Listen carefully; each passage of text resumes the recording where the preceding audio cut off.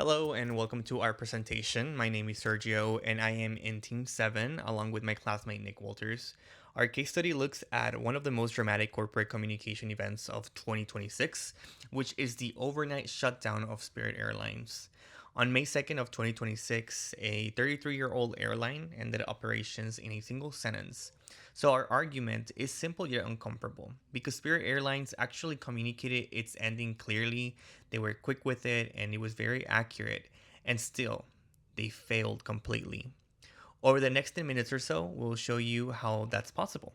And as our title reads, this is how to end a relationship badly. Because, yes, that can also end bitterly, even in business. It all started at midnight. According to Spirit's own restructuring site, spiritrestructuring.com, and reporting from Yahoo Finance, the company posted a statement at roughly midnight on Saturday, May 2nd.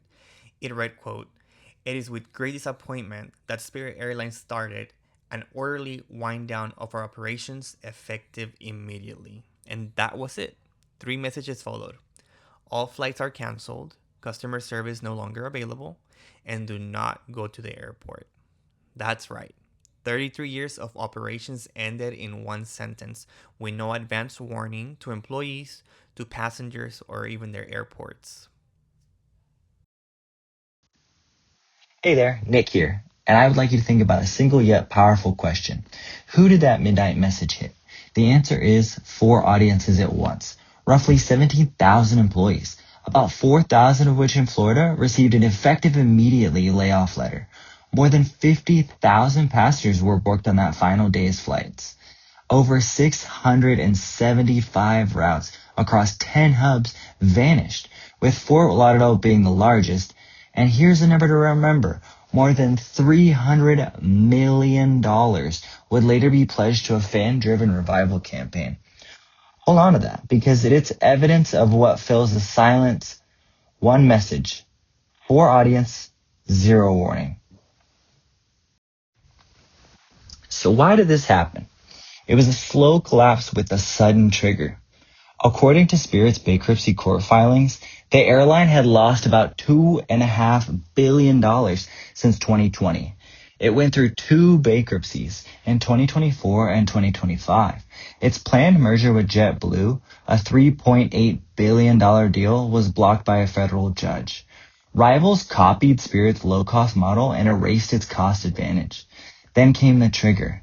What the company's own attorney, Marshall Hubner, said at the May 5th bankruptcy hearing was a fuel mega spike tied to the Iran wars.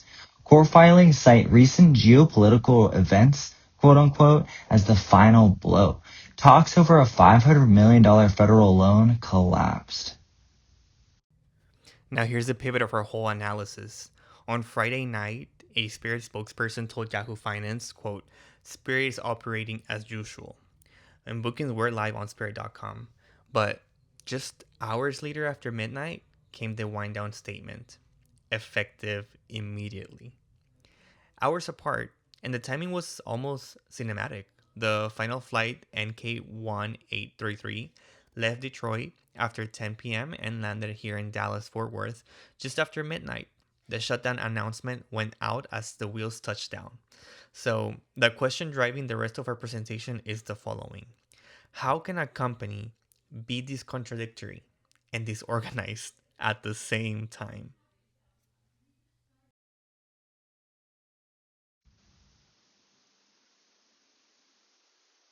And this is where it gets interesting, because Spirit did not fail at crisis communication. Give them credit. According to the bankruptcy court filings, the debtors deliberately chose, and I quote, "the safest time to make this announcement was when no planes were in the air. They requested an FAA ground stop and waited until every op-base crew member had checked into a hotel. They built a segmented website in hours, separate paths for guests and vendors, a Spanish FAQ, and a name claimed agent. They were brutally clear. No rebooking, no hotels, no points.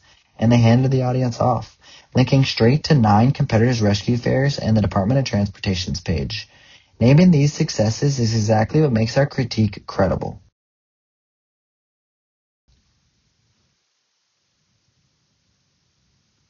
So if they got so much right, what went wrong? Every channel pointed outward. The inbox died the moment the announcement went out. No call center, no email from minute one. One former flight attendant disputing his final paycheck a month later got an auto reply reading, quote, "This email is not being monitored anymore." At airports like LAX Terminal 2 and Detroit's Evans Terminal, screens showed cancellation notices, but no human staffed the counter. Detroit Metro Airport publicly said it has not received information from Spirit regarding next steps. And with Spirit silent for 3 days, others told the story. The Department of Transportation and think tanks like the Cato Institute. Now, let's put method against effectiveness. The channels worked, the communication didn't. So, according to the release itself, Spirit thanked its investors like Citadel, Ares, and two cabinet secretaries before he mentioned the 17,000 employees, and he never once used the word layoff. The microsite was genuinely excellent, but there was no employee page. The airport kiosk gave automated notices and zero support. The layoff letters were legally precise but humanly cold. And the claim agents, Epic, can process a claim but cannot answer why wasn't I told. With every channel closed, the bankruptcy courtroom became the podium. The lesson is Spirit built transactional communication and no relational communication at all. Now the human impact. First, the guest. Spirit kept its one promise on refunds and they actually processed most of them within 48 hours or so, but that wasn't the promise that people needed. According to news reporting on stranded passengers, one family, the Zunigas at LAX, lost more than $8,000 in non refundable Airbnbs and vacation costs, and the cheapest one way ticket home that weekend ran over $300. As a stranded passenger, Ms. Thomas put in, quote, "Why didn't they forewarn us before just completely shutting down?" Spirit answered the question it could afford to answer, but not the one that people were actually asking.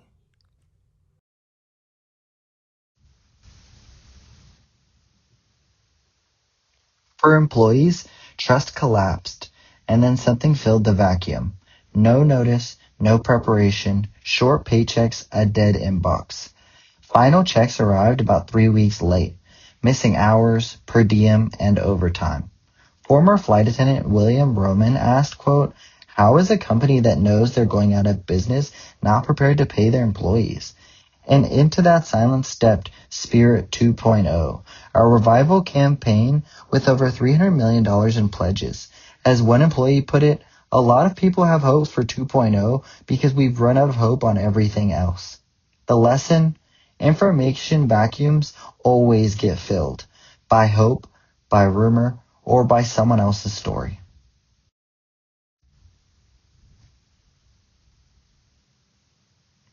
The legacy here is deeply ironic. This was an airline that built its brand on talking. Back in 2010, Spirit ran a "Check out the oil on our beaches" ad campaign during the Deepwater Horizon oil spill. Loud, provocative, impossible to miss. But in 2026, its own explanation only surfaced through court filings and lawyer testimonies, 3 days late. At the May 5th bankruptcy hearing, attorney Marshall Huebner said, quote, "Thank you and sorry to the American public."